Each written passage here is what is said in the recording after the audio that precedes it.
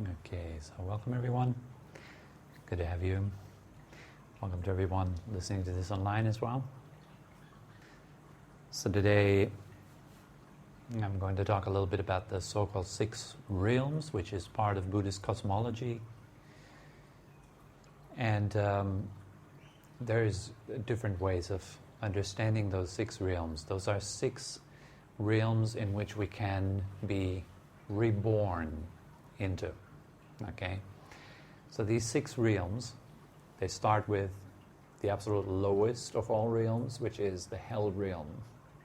It's the experience of hell, meaning all sorts of things that you know from iconography and from pictures and all kinds of things that you've heard about hell. That's the hell realm. Okay, sometimes you have these depictions of the Buddhist wheel of life, and you can see that down below in the right corner there's a picture of hell, and it's quite drastic, quite dramatic picture very often. You can see in Buddhist temples very often this is depicted there. Then slightly above that there's the spirit realm of spirits, the so-called hungry ghosts. They're called pretas. So for Thai people, they know what a preta is, like a hungry ghost. Then slightly above that is the animal realm, which we know, we can see with our own eyes. We have a connection to animals, we can see them, we can interact with them and so forth. And slightly above that, the 4th realm is the human realm, which we know very well. It's a realm of human beings. And slightly above the human realm, you have the realm of the so-called jealous or demigods, like half-gods. And then the final one, the best of all, or the most happy of all those realms, is the so-called Deva realm, or the gods and goddesses realm. So we have these 6 realms of existence. Okay? Now we can understand them in a very simplistic term. We can just think of them, that's where you go after you're dead. Okay? So that's very simplistic. This is like a very, in my opinion, a very impractical way of looking at these 6 different types of realms. This is somewhere that you will go to according to your predominant tendencies that you have in this life.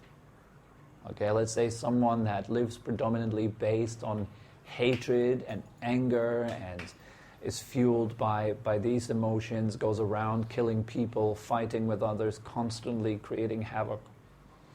Such a person will then be reborn in a corresponding realm. This matches up with their mental state, you could say. There's someone that is predominantly very greedy, never satisfied. They're always chasing, always running around. They need more and more and more. I need more of this and I need more of that. Constantly chasing, never really feeling a sense of fulfillment, peace or joy with what they have, being quite ungrateful in general with what they have.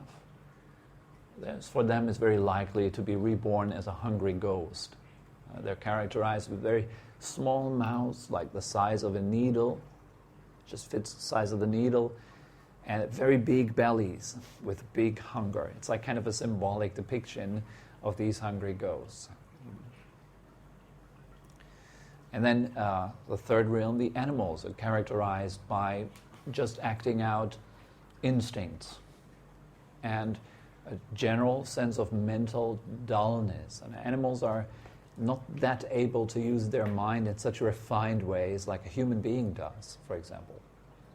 Animal cannot distinguish between different kinds of electronics, and it cannot create a supercomputer that you can hold in your pockets and so forth. So it shows that the human mind is more brilliant or more sophisticated in many ways than an animal's mind.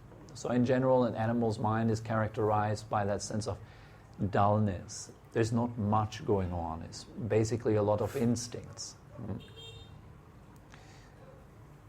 Then the human realm is characterized by a lot of sense desires. a lot of like constantly chasing after nice sense experience. We only want to hear nice things. We don't want to hear things that are not so nice. We only want to smell good smells. We don't want to smell bad smells. So our lives are primarily characterized by chasing the good sense, and by fighting against the bad sense.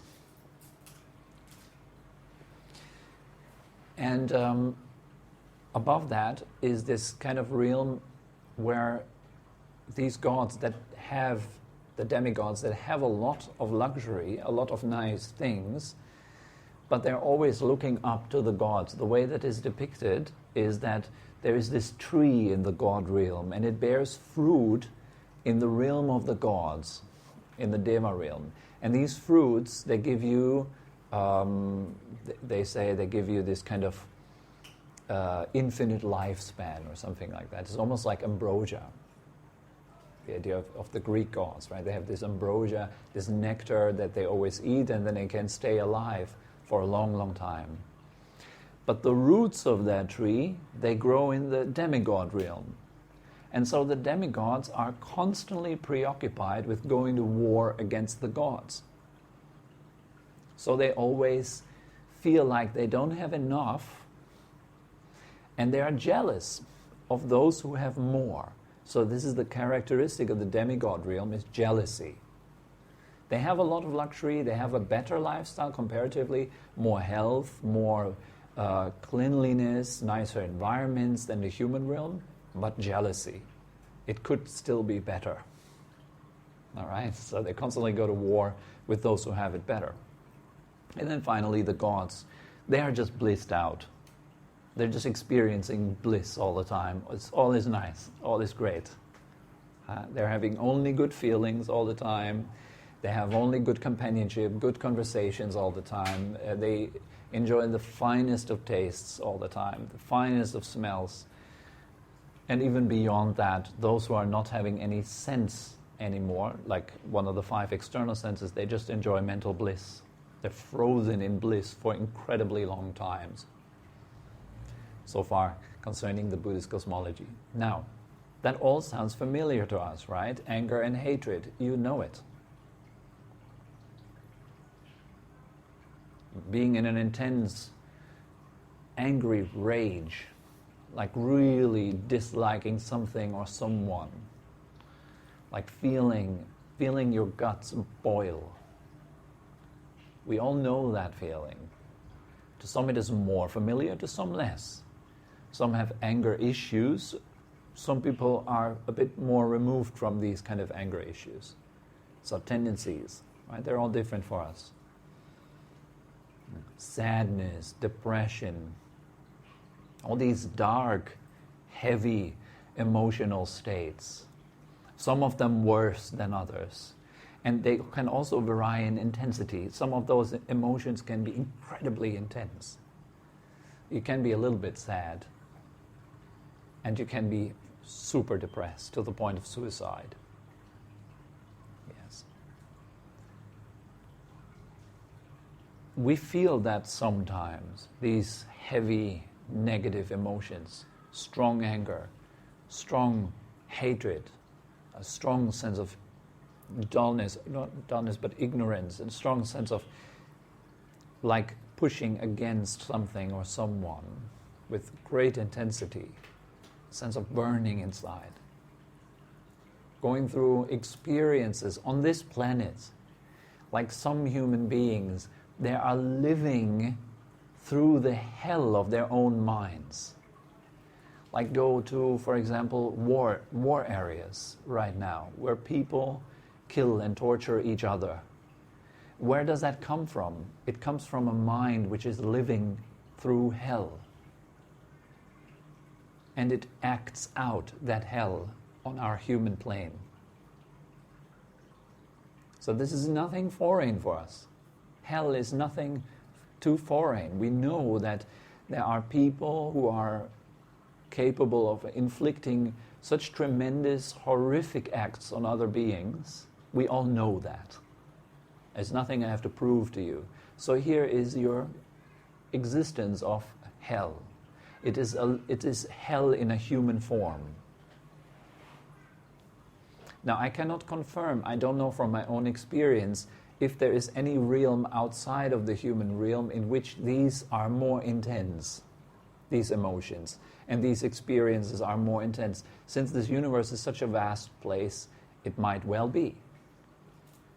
But I don't want to speculate about that. This is nothing to speculate about, really. But we all know that these emotions are within us, deep down inside, intense fear. It's there, it's sleeping for most of us right now, but at times it can wake up and it can deeply unsettle you, deeply disturb you. Some people have that in retreats. They come and sit down and they say, everything fine with me, I love my life, everything is good, and they sit down for 1 or 2 days and suddenly they encounter stuff inside of them they never thought it would exist. Deep fear, incredible sense of regret all of a sudden. They have no idea where it came from. But when you take away all their distractions, that's when they start to see why they needed those distractions.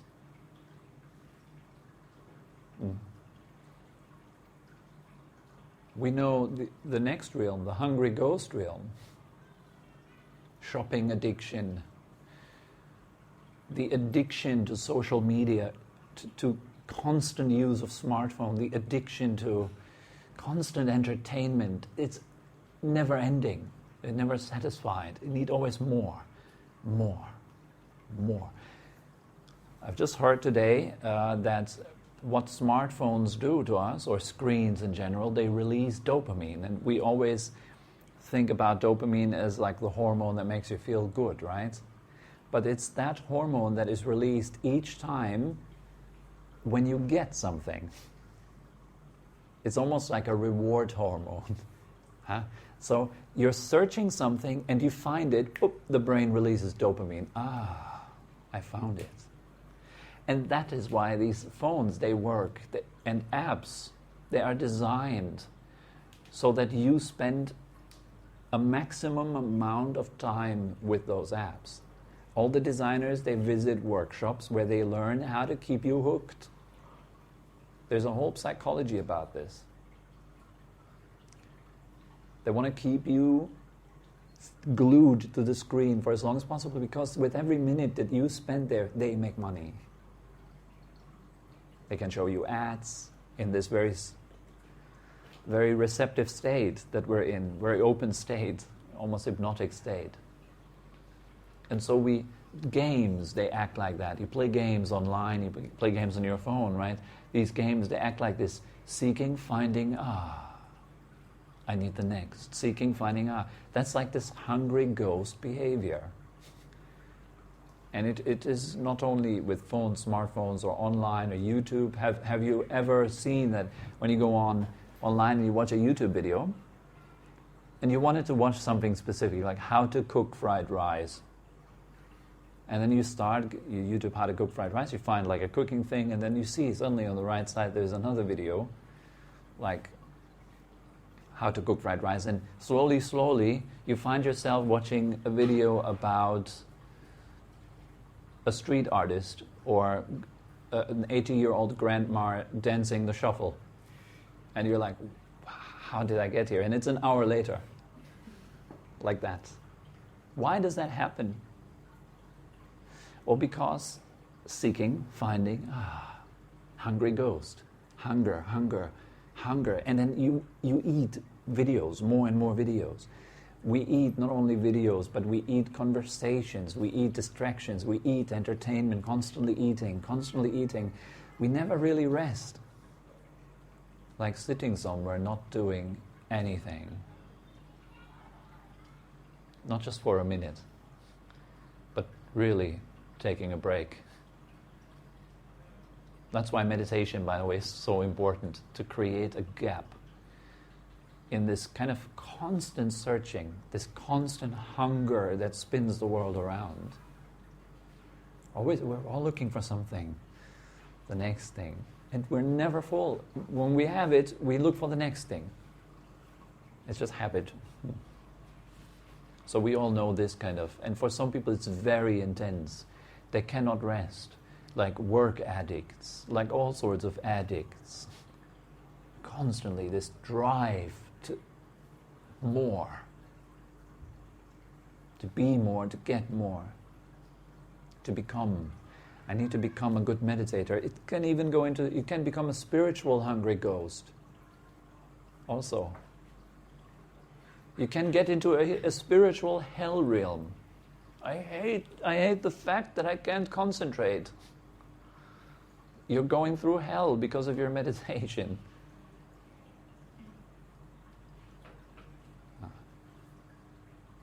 Oh, you're going through this kind of, which I need to be more concentrated. I need to be more of this, more of that. I'm not deep enough. The meditation is not deep enough. I didn't like my session today because it wasn't deep enough. It wasn't like yesterday. Like that. Then the animal realm. Also very, very familiar, the animal realm. We also know laziness, just wanting to lie around, not doing anything, just lie down, just sleep, just forget everything. Why meditate, Why do anything at all? Also, some people, they like laziness. They have this kind of laziness very strongly. When they exercise, they only lie down and roll around on the floor. Left and right. Not real exercise, but just...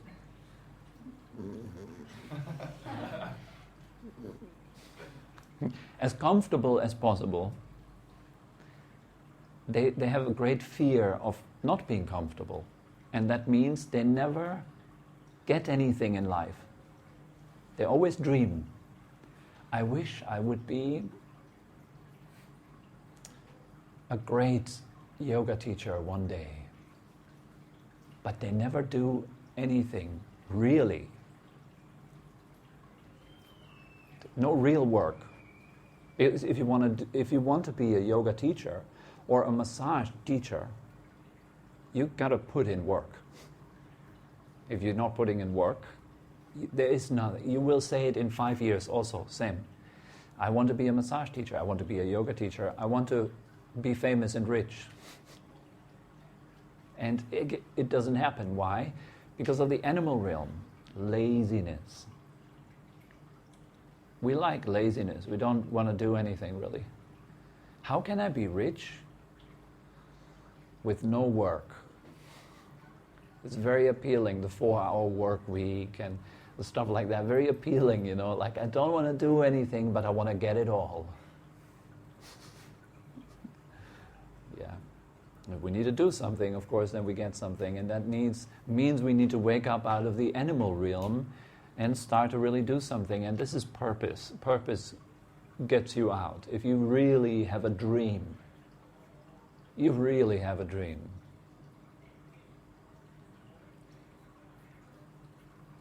I know somebody that says, I want to become a yoga teacher. So I told her, put a picture of yourself practicing yoga. And then next to the picture, you put a picture, if you don't do it now, you will do it never. And when I said this picture, put it next to it, said, no, I don't want to put this one. And why do you think no?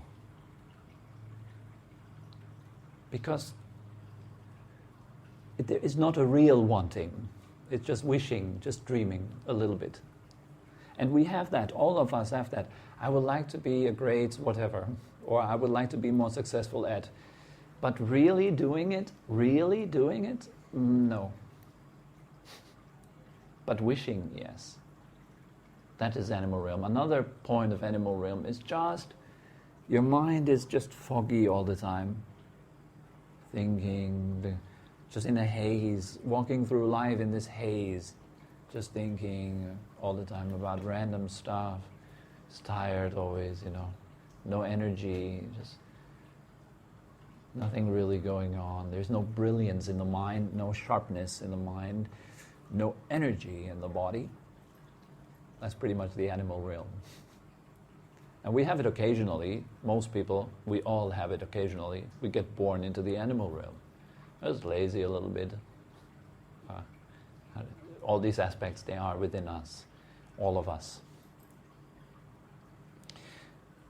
The human realm. Meaning here, there's a great potential in this human realm.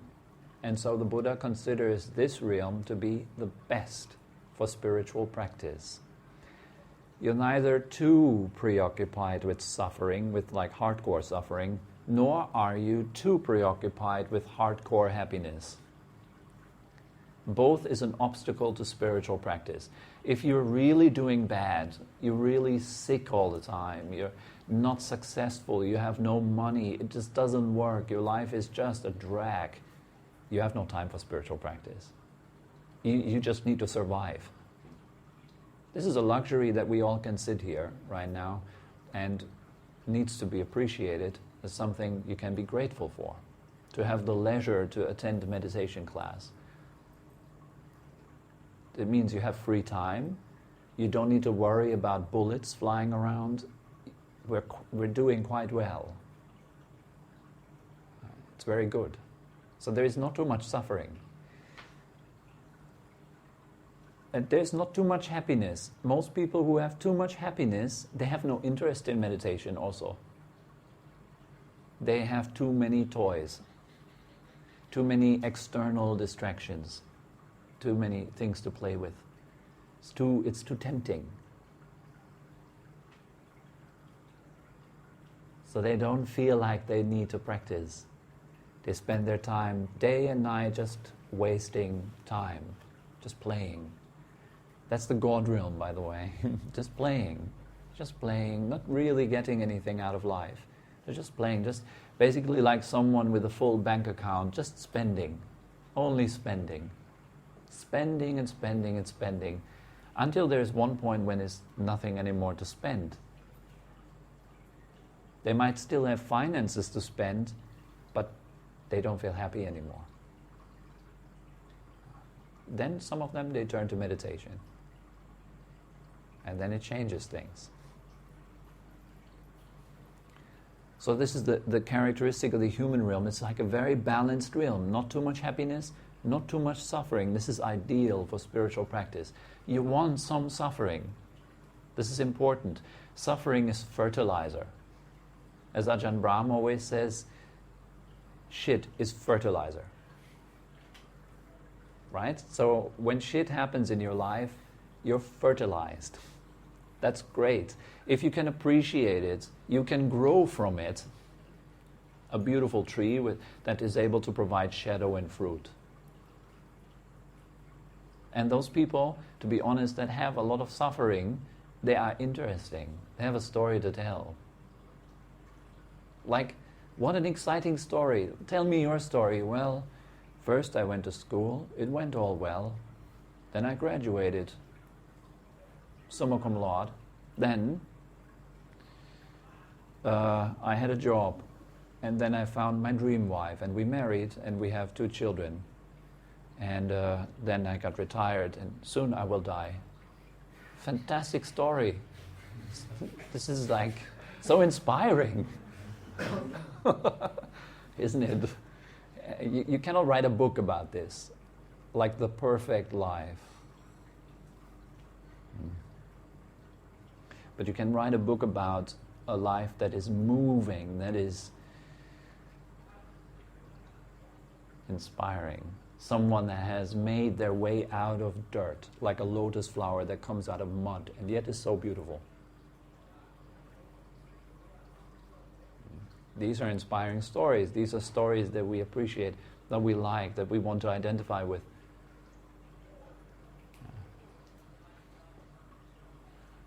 I cannot relate to amazing stories. Born amazing, middle age amazing, died amazing. I cannot relate to that because I'm not amazing. I feel really bad sometimes. Sometimes I feel really good. I'm a human being.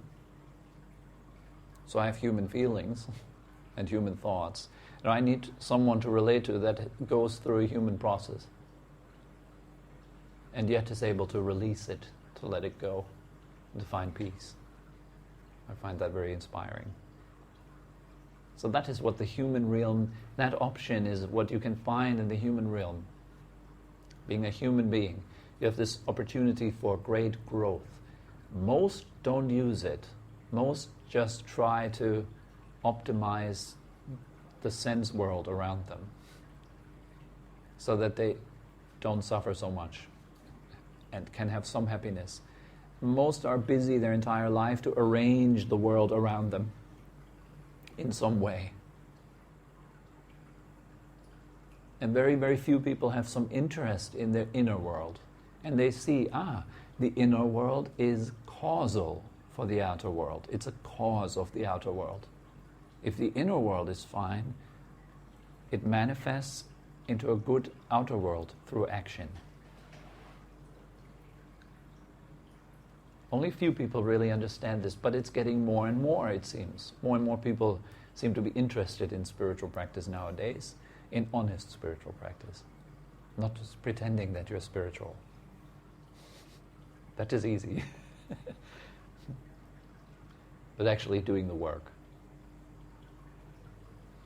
Now the demigod realm, it means you're jealous. You're looking constantly at other people and compare yourself to them.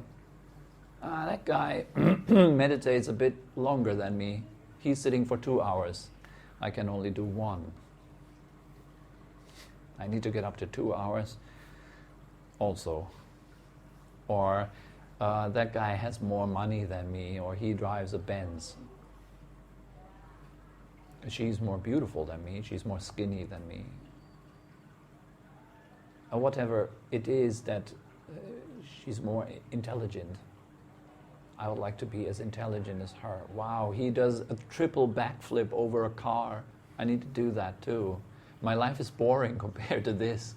You watch these amazing people on YouTube that do triple backflips over cars, and they do like amazing things. You know, they light themselves on fire and jump down from houses and whatnot. You know, all the kind of thing that people do.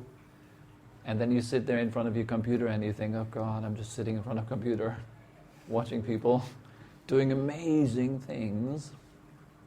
That is demigod. Like we're looking up to the gods. Wow. Why am I not like that? And this leads then either to fighting with the gods. You go into competition with those who are better than you. We're feeling that those guys are better than me. I go into competition with those. Oh, sorry, no, I'm just jealous of them. I just don't like them.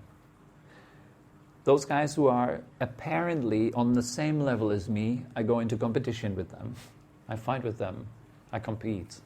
Those guys who are seemingly, apparently inferior to me, I look down upon them. Look at those guys. Just a human being.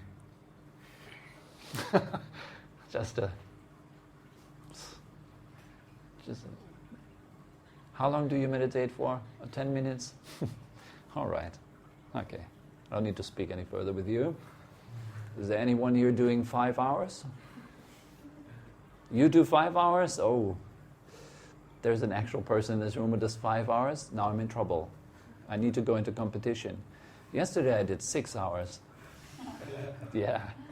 Did you ever do 6 hours? No? You'll get to the point. I can look down on you. Again, it's fantastic. I feel so much better now. Look at those noisy neighbors. Why do we look at other people and complain about them? Oh, because I can feel a little bit better. That's the real purpose behind it. It makes the self feel a little bit more worthwhile, like I'm a bit better. That's why I can look at other people and criticize their faults. It lifts me up a little bit.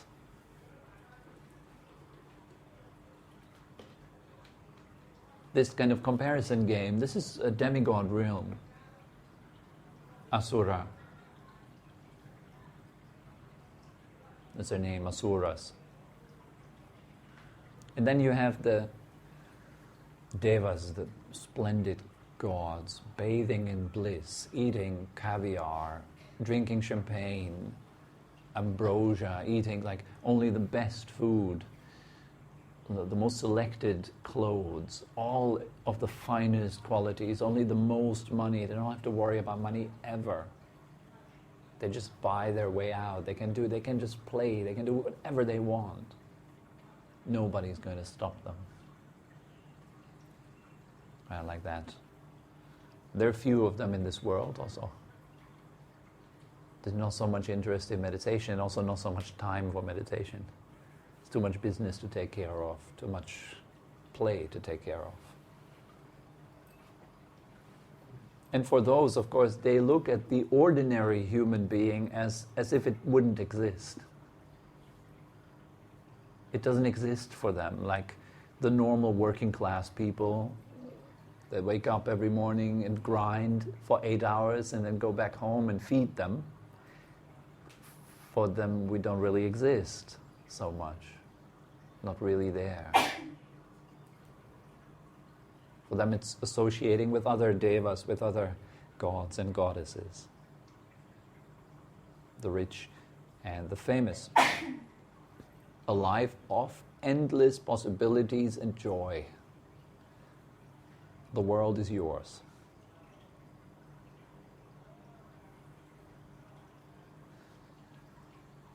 Now we have all these realms, and the Buddhist teaching points at a state in which we do not get born, not taking birth. The aim of Buddhist practice is don't get born. Let go. So how do we do this? How do we not get born into any of those 6 realms?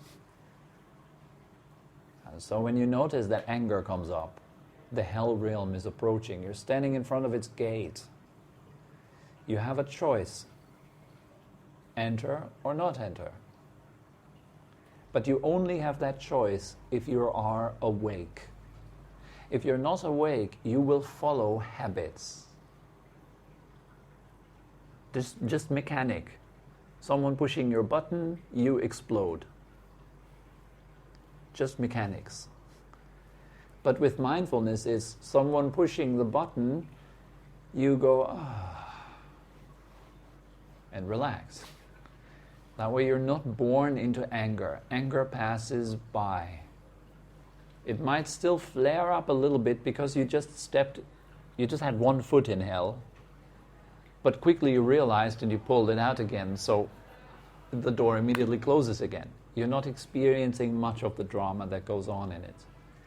That is mindfulness. This is the power of being awake to whatever goes on. You're not born into anger this time. You're becoming non-reactive. Non-reactive to emotions does not mean that you're becoming neutral. You're also remaining non-reactive towards neutral emotions too. You're not getting born into any neutral state also. You're getting born into no state. You're not getting born. Some people wonder, well, if I'm constantly non-reactive to everything, will I not become like a robot? No, you're not becoming anything. You're not getting born as a robot either. But this is hard to comprehend because we always need some sort of reference to think, what's going to happen to me? In other words, where will I get born if I do this? We can only think in terms of this. So the challenge with these, when I say don't get born, the challenge with that is that we do not know what it feels like not to get born. Only practice can reveal that. Only meditation experience can reveal that to you, and that takes time. In fact, not getting born is in itself a very blissful state. Suppose as many people think, oh, well, then I will get totally bored. I'm not getting born. No, you're not getting born into boredom either. It is always this kind of thing. If you ask yourself, well, what will happen with me, then you cannot ask that question. Nothing will happen if you're not getting born.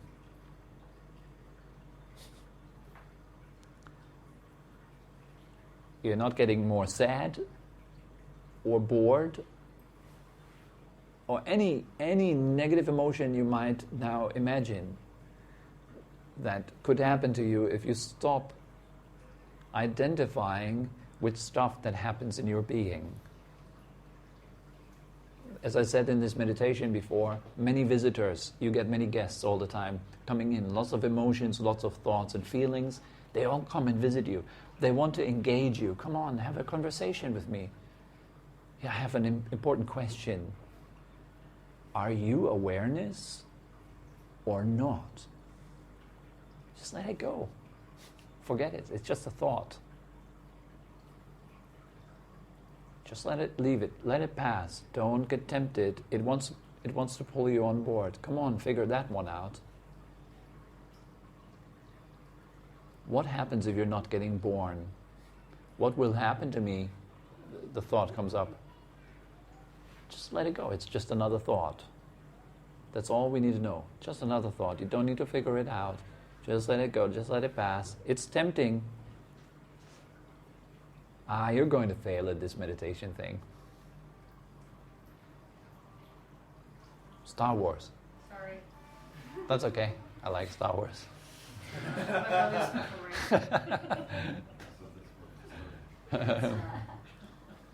Star Wars. Yeah. So we learn to completely let go and relax. Relax. You don't need to hold on to anything. No need to identify with anything. No need to grasp anything. Basically what I'm saying is, leave life alone. You're not doing it anyways.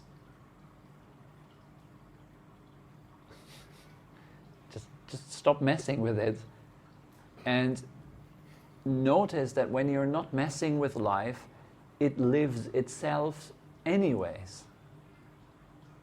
That's an amazing thing. If you let go, your heart will still beat. And your liver will still rumble. And your digestive system will still do its job. And you know why? You never have been doing it. None of it. Not one atom in this universe you've been doing. You're not the one doing or owning atoms, or elements, or energy. And there is nothing else in this universe other than that. Just experiences, coming and going, coming and going.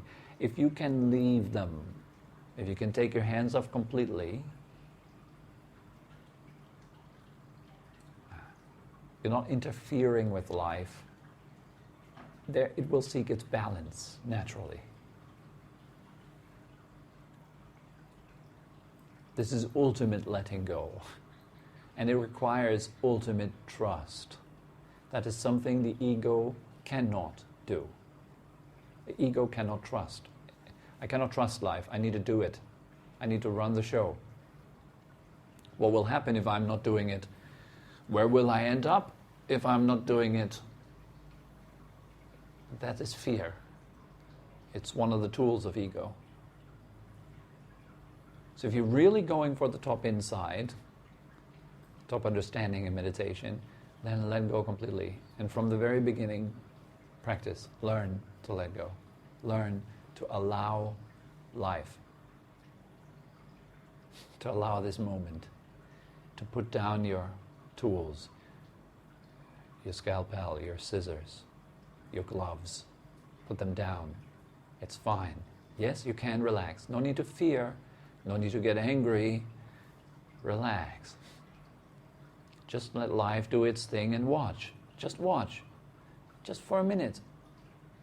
Maybe 2. You might like it. Just relax. Just don't fix yourself. Don't control anything. Just for a minute. Just leave it. Just leave it. Drop it. That's one of the hardest things to do for ego, isn't it? Just stop. Just stop messing. Leave it. That leads to happiness. That means everything is okay. Everything's fine. And you're not the one doing it.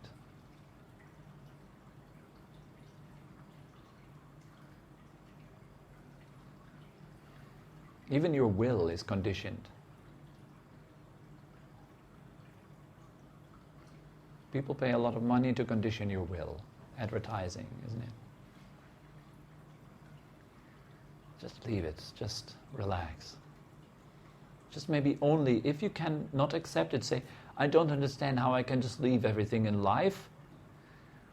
Can you just leave it at least maybe for just this meditation session? Just only for that session. So you don't need to figure anything out. You don't need to become enlightened. You don't need to become more concentrated. Drop it. Whatever notion that arises, let it go. So this can easily be misunderstood. So, okay, now I don't need to do any practice anymore. Fantastic. You need to do the practice. You need to sit down and stop. And this is what ego doesn't want to do. It doesn't want to die. It wants to stay alive. It wants drama. So it requires practice to learn to relax through the storm of the ego until you really can let it go.